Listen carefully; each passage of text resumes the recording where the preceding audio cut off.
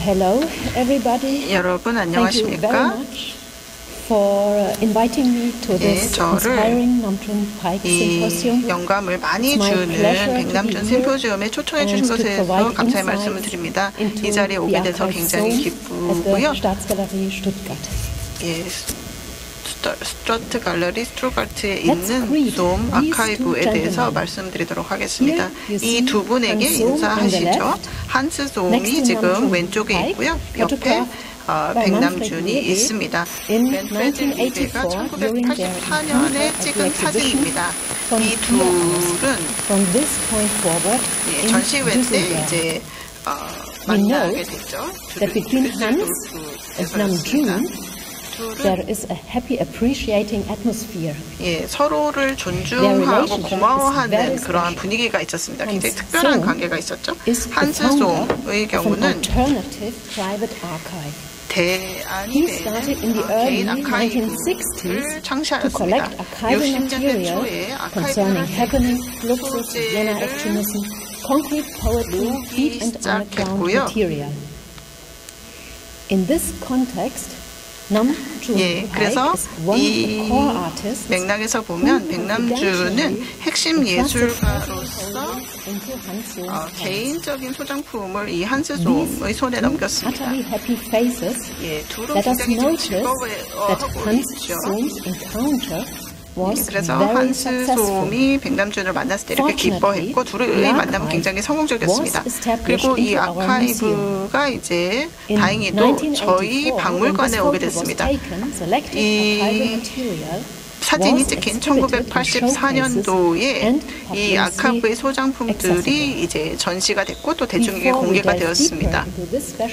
자, 그러면 미술사의 현대 시기라고 할 수가 있겠는데요. 그 시기에 들어가기에 앞서서 아카이브 솜의 좀 초기 연도를 좀 봐야 될 것 같습니다. 이 아카이브는 이제 저희 박물관의 일부가 되었는데요.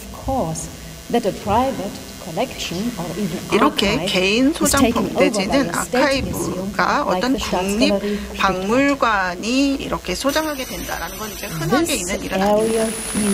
자, 그래서 지금 항공 사진입니다. 새 스트라트 갈러리를 보여주고 있는데요. 보시면 저희 역사적인 박물관의 연장으로 지금 만들어진 건물입니다. 자, 그래서 포스트 모더니즘을 보여주고 있고요. 제임스 스털링, 마이클 버트와 동료들이 건축을 한 것이고 1984년도에 아까 그 사진 찍힌 연도와 같죠? 이 대중에게 공개가 된 건물이 되겠습니다. 자, 이 포스트 모던 건물의 일부분이 아카이브 부서에 맡겨졌습니다. 자, 그래서 이 포스트 모던한 건물이라는 것은 다양한 그런 컬렉션의 다양성을 반영을 하고 있습니다. 자, 여기서 제가 굉장히 중요한 전시품 하나를 소개하고자 하는데요. 1990년도에 저희가 백남준의 보이스 비디오 벽 내지는 보이스 햇이라고 불리는 이 백남준의 설치물을 가져올 수 있게 되었습니다. 보이스는 이제 그 4년 전에 사망을 한 상태였죠. 자, 보시면 굉장히 거대한 모자입니다. 백남준은 보이스의 보편성에 대해서 치하를 하고 있습니다. 그래서 주어로 샤프라는 단어를 사용을 하고 있는데요. 우리의 존경심을 표현할 때 쓰는 말이죠. 자, 그래서 백남준은 이 표현을 사용을 했는데 굉장히 강렬하게 비디오 아트를 통해서 이 단어를 표현을 한 것입니다. 그리고 또 한 가지 소개하고 싶은 전시품이 있습니다. 바로 이거고요. 예, 3인조 발레 앙상블입니다. 오스카 슐레머가 고안을 한 것이죠. 1920년대에 굉장히 그 유명했던 분입니다. 자, 그래서 보시면 이 춤을 추던 루피들이 실제로 101년 전에 공연을 할 때 입었던 실제 의상들을 입고 있습니다. 슈투트가르트에서 그리고 독일의 여러 도시에서 그리고 해외에서도 이 발레 공연이 있었습니다. 자, 그래서 지금 보시면 약간 인형처럼 생긴 게 7개가 있죠. 7개가 이제 2차 세계대전을 살아남았습니다. 그리고 오늘까지도 이렇게 보존이 되고 있습니다. 의상은 8개가 지금 남아있고요. 자, 그래서 보시면 현대 무용에 대한 새로운 접근법이라고 할 수가 있겠고요. 현대 무용이 이렇게 1912년, 20년대로 거슬러 올라간다는 걸 볼 수가 있습니다. 보시면 새로운 아이디어가 문화 부문에 그리고 인터미디어에 영향을 미친다라는 것을 얘기할 수 있습니다. 자, 이 작품 얘기를 제가 왜 하고 있을까요? 그 이유는 3인조 발레가 그 의상도 그렇고 전체 배열도 그렇고 사실 서로 상호작용하는 팀 그리고 크리에이티브적인 활동을 하는 사람들이 없었다면 만들어지지 않았을 것입니다. 그들은 엘버트 볼거 그리고 엘사 허츠셀인데요. 주수가 티에터의 그 무희들이었습니다. 둘 다. 예, 그리고 또 오른쪽에 휴고, 얼퍼트가 있는데요. 예, 오른쪽에 휴고는 예술가이죠. 그래서 댄서 2분 그리고 아티스트 1분 이렇게 3분 덕분에 현대 발레가 생겨났다 할 수 있겠습니다. 이들이 서로 만난 것은 아노드 슌베그의 비어고 룬의 공연 이후에 만나게 되었습니다. 알버트 슌베그의 음악이라는 것이 인류의 미래주의 운동을 가져왔다 할 수가 있겠는데요. 여기 보시는 것은 호프테하터 티에터가 전에 있던 곳이라고 할 수가 있겠습니다. 여기에서 엘버트 슌베그가 자신의 새로운 아이디어를 소개할 수 있었습니다. 너무나 아름다운 곳이죠. 이곳에서 1912년에 슌베그의 버너베어가 어떤 촉매제 역할을 하게 되었고요. 새로운 아이디어의 촉매제 역할을 했습니다. 이 구조물은 그리고 이런 아이디어들은 40년이 지난 지금에도 존재하고 있습니다. 자, 여기에서는 아놀드 슌베그와 갱남진에 대해서 얘기를 하고 있는데요. 1975년도에 켈빈 톰킨스와 갱남준이 그 도쿄에 갔습니다. 그래서 여자가 우는 그런 음악이 라디오에서 나오는 걸 보고 슌베그인가 보다 라고 말을 했습니다. 그런데 이 사람은 피에르 르네어였습니다. 처음 듣는 거다. 그리고 정말 큰 이벤트다라고 얘기를 했는데요. 일본의 카마쿠라에서 있었던 일이 되겠습니다. 슌베그의 음악이라는 것은 이를 통해서 다학제적인 예술적 접근을 할 수 있게 되었는데요. 자, 그러면 플럭스스 운동에 대해서 말씀드리도록 하겠습니다. 인터미디얼 예술가들이 새로운 예술적인 방법을 탐구를 하였고요. 솜 아카이브를 보시면 주된 리소스 센터 중에 하나입니다. 여기에서 오리지널 머티리얼을 볼 수가 있는데요. 저희 저장소가 있죠. 자, 그래서 아카이빙이 여기 나와 있는 이런 아카이브 박스 그리고 폴더에 소장이 잘 되어 있는 것을 볼 수가 있습니다. 그리고 전설적인 그 수천 개 달하는 아카이브 박스를 보여주고 있는 사진입니다. 슈투르가르트에서 저희가 보관을 하고 있는데요. 어떻게 시작되었는지 이 아카이브가 이에 대해서 설명을 드리도록 하겠습니다. 자, 아카이브 솜을 이해하기 위해서는 이 아카이브로 우리가 거슬러 올라가야만 합니다. 이걸 보시면 한스 솜의 개인 소장품이라고 할 수가 있겠습니다. 마크 그로닝겐이라는 작은 도시, 슈투르가르트 외곽에 있는 도시인데 여기서 개인적으로 이렇게 소장을 했죠. 잘 정리되어 있지만 그 서지라든지 인덱스는 없었습니다. 그냥 관심사에 맞춰서 보관을 하고 있었던 거죠. 자, 그런데 이 소장품이 왜 이렇게 중요할까요? 한스 솜은 독일 치과 의사였습니다. 자, 그래서 직업이 사실 그에게는 중요하지 않았습니다. 관심사는 아벤가르드 출판이라든지 아니면 60년대 초에 이 플럭서스 운동에 관심을 가졌습니다. 자, 그래서 플럭서스를 수집을 했는데요. 지금 치과 의사로서 이 가운을 입고 뒤에는 배경에는 이 소장품들이 있는 걸 볼 수가 있습니다. 아티팩트만 모은 것이 아니고요. 아카이빙을 한다라는 그런 접근법을 취했습니다. 계속해서 이제 그 소장품이 커졌기 때문이죠. 그래서 좀 연금술사 같은 그런 역할을 한 것도 같고요. 그 다음에 플럭스숍이라는 것을 이렇게 집 안에 갖추고 있었습니다. 1973년도에 시작이 되었고요.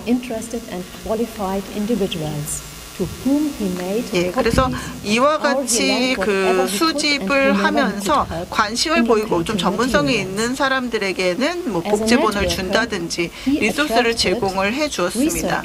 그 결과 연구자들이 이 한스 솜의 아카이브를 찾아오게 하는 그런 결과가 나오게 된 것이죠. 1975년도에 한스 솜은 본인 아카이브에 속한 그런 자료들을 미국으로 보냈습니다. 자, 그래서 자신의 수집품을 이 클록타워 갤러리에서 임시전을 통해서 공개하는 데 동의를 하였습니다. 여기에서는 일반 대중들의 그런 관심사를 좀 끌어보자. 이 아방가르드 움직임이라든지 이런 것에 대한 그런 그 일반 대중들의 관심을 좀 끌어올려보자라는 그런 의도를 가지고 있었습니다. 자, 나중에 Happening and Fluxus라는 카탈로그를 출판을 하게 되는데요. 이 출판물이라는 것은 선구자적인 작업물입니다. 왜냐하면 한스 솜이 어떤 연대기적인 기록을 이 플럭서스 운동에 대해서 출판을 한 것이 되기 때문입니다. 자, 그래서 앨린 케이프럴과 관련된 해프닝에서 시작을 하게 되고요. 예, 그리고 한스 솜의 개인 연구 노력이 이 카탈로그 안에 들어가 있습니다. 그래서 날짜와 또 어떠한 사건이 있었는지, 어떤 매체가 사용이 됐는지가 꼼꼼하게 기록이 되어 있습니다. 그래서 1960년대, 70년대의 상황이 잘 포착되어 있죠. 예, 그 다음 내용을 볼까요? 그러면 백남준과 관련된 그런 수집품들은 어떤 것이 있는가 말씀드리도록 하겠습니다. 한스 솜이 아방가르드 엔터프라이즈와 관련된 모든 내용들을 수집을 했고요. 종이 쪼가리 하나도 놓치지 않고 최대한 수집을 하였습니다. 자, 그래서 백남준 박스 중에 하나입니다. 자, 그래서 보시면 이렇게 부서진 박살이 난 바이올린 조각도 들어가 있고요. 예, 그래서 관심이 있으시면 뭐 서신이라든지 이런 것에 관심이 있으시면 이런 것들도 저희 아카이브에서 보실 수가 있습니다. 예, 그래서 백남준을 예로 들어서 지금 이 서신류들이 어떻게 분류가 되어 있고 또 이 저장이 되고 있는지를 볼 수가 있습니다. 자, 그래서 나중에 백남준이 이제 개인 서신들을 이렇게 한스 솜에게 넘겼습니다.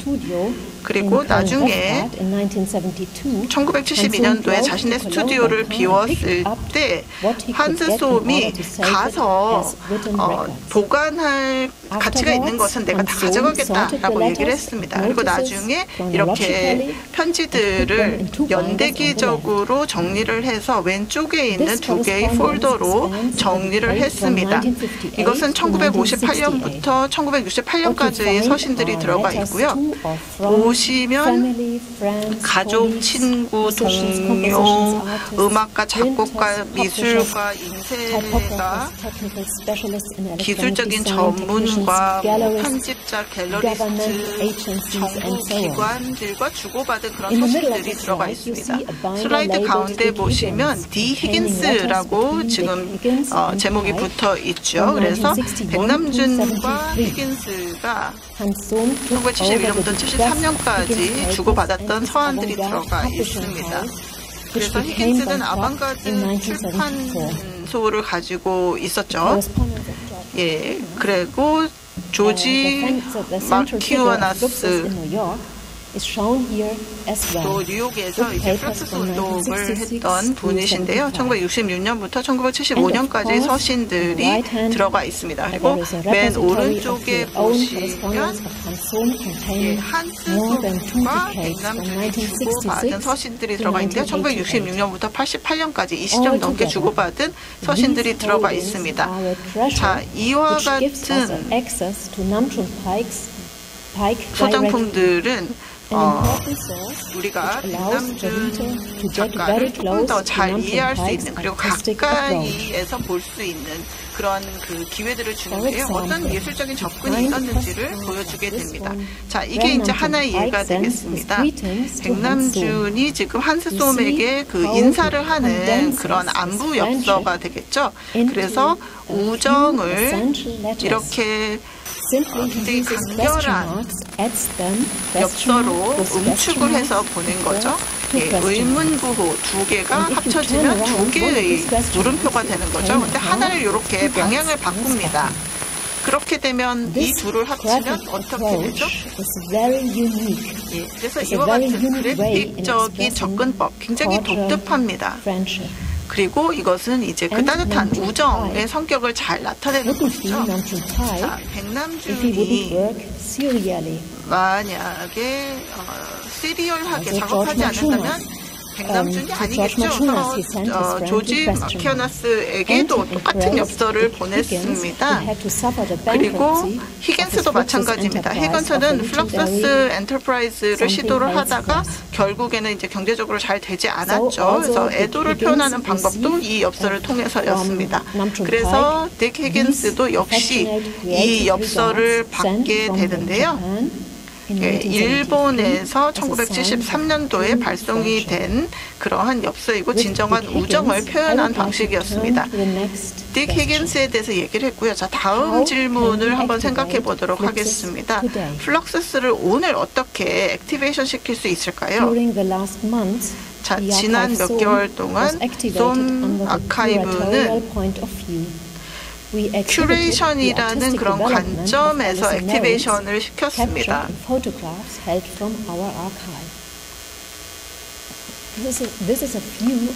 자, 그래서 보시면 저희 갤러리, 스타츠 갤러리 앞에 놓이게 되는 굉장히 대형 배너가 되겠는데요. 예, 히긴스와 그 아내입니다. 그리고 앨리슨이 딕의 머리를 깎아주고 있죠. 나중에는 아예 그냥 빡빡 깎아버리게 됩니다. 자, 그래서 이 이벤트를 보는 청중들은 결국 이 무대에서 나는 소리가 소음이 아니라 음악이구나, 미용사가 내는 소음이 아니라 예술가의 음악이구나 라고 인식을 하게 됩니다. 그리고 100개가 넘는 역사적인 그러한 사진들을 전시를 했는데요. 몇 가지만 지금 이 사진에서 보여드리고 있습니다. 또 다른 설치물들이 있죠. 앨리슨을 위한 세레네이드라는 그런 작품이 되겠습니다. 1962년도에 전시가 됐던 작품이 되겠고요. 예, 그래서 저희 아카이브에 포함이 되어 있고 짧은 그 영상도 저희 아카이브에서 보관을 하고 있습니다. 자, 뭐가 보일까요? 이 세레네이드에서 우리가 알고 있는 건 뭘까요? 앨리슨이 백남준의 세레네이드를 1962년에 연주하는 데 동의를 하였습니다. 그리고 메리 바워마이스터가 에게 듣기로는 백남준 여러 여성에게 이런 세레네이드를 연주해달라고 요청을 했다라고 합니다. 그리고 일종의 스트립 쇼도 같이 진행이 된다라는 건데요. 그래서 청중의 그런 기대치가 있을 때 이것을 실망을 시키면 안 된다라는 건데 여러 여성 작가들에게 그 제안을 했는데 사실 많은 여성들이 거절을 하였습니다. 그리고 드디어 이제 이 앨리슨이 동의를 한 거죠. 나만의 방식으로 연주를 하겠다라고 얘기를 했습니다. 그리고 라디오의 여러 부품들을 목에 걸고 또 여러 그 주파수에 맞춰서 여러 그 방송국의 소리가 들려왔습니다. 환경을 표현을 한 것이고요. 또 전통 의상을 입었습니다. 그래서 전통적인 요소와 현대적인 테크닉을 섞었다라고 할 수 있겠죠. 오래된 것과 새로운 것. 그리고 오래된 것과 새로운 것, 새로운 것과 오래된 것이라고 할 수가 있겠죠. 자, 1962년에 이 공연의 그런 대사라고 할까요? 악보라고 할까요? 이것이 공개가 됐습니다. 여러 색깔의 팬티를 벗는다는 얘기가 나오고 있습니다. 자, 그래서 음악 평론가에게 어떤 특정 팬티를 벗어서 그 비평가의 입에다 넣어야 된다라고 얘기를 하고 있고요. 마지막 팬티 같은 경우에는 몰래 서프라이즈를 만든다라고 하고 마지막 단계는 나에게 남은 팬티가 없다라는 걸 공개하는 거다, 보여주는 거다라는 것이었습니다. 앨리슨이 이제 여러 개의 팬티를 이렇게 겹쳐서 입었겠죠. 그래서 이것을 청중에게 던졌습니다. 물론 그 몸이 많이 드러나지는 않았고요. 이것이 그렇기 때문에 이것이 어떤 야한 행위가 아니라 음악 공연의 일부다라는 것을 청중이 인식을 하게 되었습니다. 그리고 백남주는 이 공연에 굉장히 만족했다라고 얘기를 합니다. 일반적인 그런 스트립 쇼와는 다르죠. 일반적인 스트립 쇼의 어떤 베리에이션이라고 할 수가 있겠고요. 백남준의 그런 접근법이 반영됐다라고 할 수가 있겠습니다. 그리고 지금 백남준이 레슬링이라든지 다른 행위를 이 퍼포먼스에 포함시키는 내용이 들어가 있습니다. 12월에 이 지역으로 올 때 이 여성들의 비디오를 좀 가져와 달라, 칼라이면 더 좋겠다, 이런 얘기를 했고요. 또 한 걸음 더 나아가죠. 여기 보시면 날짜가 적혀있지 않은 그러한 문서입니다. 여기 보면 그 지시사항이 더 구체적으로 나오고 있습니다. 나중에 이 팬티들과 본인을, 팬티가 더 이상 남아있지 않은 본인을 아름다운 갤러리에서 공개해라 라고 얘기를 했습니다. 그런데 두 번째 페이지가 있죠. 무슨 일이 일어났을까? 우리가 좀 한번 추측을 해보게 하는 그런 내용이 들어가 있는데요. 이게 이제 출판되지 않은 그런 이유, 공개되지 않은 이유가 이 두 번째 장에 설명되어 있습니다. 자, 그래서 이 두 번째 페이지에 나와 있던 말은 지금 이 슬라이드에 나와 있는 것입니다. 요약을 해서 말씀드리자면 제가 이 두 개의 사진을 선택을 했습니다. 백남준의 바이올린 솔로를 위한 하나, 지금 1962년도의 공연이었고요. 여기에서는 사실 시각적인 음악이 캡처된 공연이다라고 할 수가 있겠습니다. 보는 것을 통해서 들을 수 있었던 공연이고, 여러분 경청해 주셔서 감사의 말씀을 드리고요. 그리고 스투르가르트에 오셔서 저희 아카이브를 방문해 주시기 바랍니다. 감사합니다.